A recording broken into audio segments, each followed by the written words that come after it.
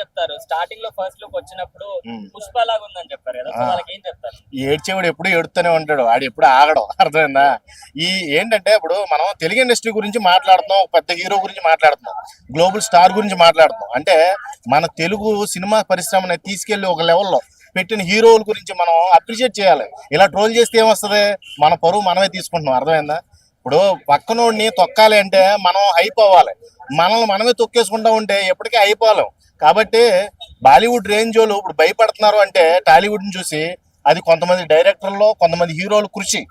దాన్ని గుర్తించకుండా ఈ పనికిమాలిన ట్రోలర్స్ ఉన్నారు చూడు, ఈ నా కొడుకులందరూ నేను నరికి పోగులెట్టాలి ఒక రకంగా చెప్పాలంటే. నిజంగా ఈ ట్రోల్స్ వల్ల బ్యాడ్ ఇంపాక్ట్ అయితే క్రియేట్ అవుతుంది తెలుగు ఇండస్ట్రీ మీద. ఇది ఒక్క హీరో మీద కాదు, ఇలా చేయడం చాలా తప్పు. నేను తీవ్రంగా ఖండిస్తా. ఇలా చేయడం వల్ల మనకి ఏదన్నా మంచి కంటెంట్ తో రావాలనుకునేటప్పుడు కూడా ఈ ట్రోల్స్ గురవుతాం వల్ల వీళ్ళతో తీస్తే మళ్ళీ ఏదో ట్రోల్లో పడేస్తారు. వీళ్ళు అవసరమా అన్న ఫీలింగ్ అయితే క్రియేట్ అవుతుంది డైరెక్టర్స్ కి.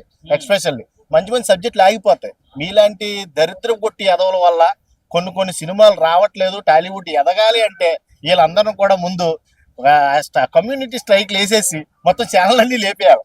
ఈ trollers channels especially. Healthy trolling అయితే ఓకే, బ్రహ్మానందం గారు హ్యాపీగా ఫీల్ అవుతాడు హెల్దీ ట్రోలింగ్స్.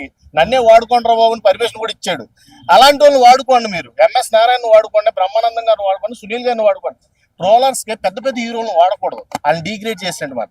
వాళ్ళకున్న అదే పాజిటివ్ థింకింగ్ అనేది పోతుంది అనమాట. ఆటోమేటిక్ గా ఈయన కొడుకులు ఏది మాట్లాడినా ట్రోల్ చేస్తారు. ఇప్పుడు అవసరమా మాట్లాడడం అని లోపల ఉన్న ఫీలింగ్స్ కూడా బయట పెట్టరు. కాబట్టి పెద్ద పెద్ద హీరోల్ని టార్గెట్ చేసేవాళ్ళు కేవలం వాళ్ళు రూపాయి సంపాదించుకుందామని, అంతేగాని దాంట్లో అక్కడ ఏం అర్థం లేదు.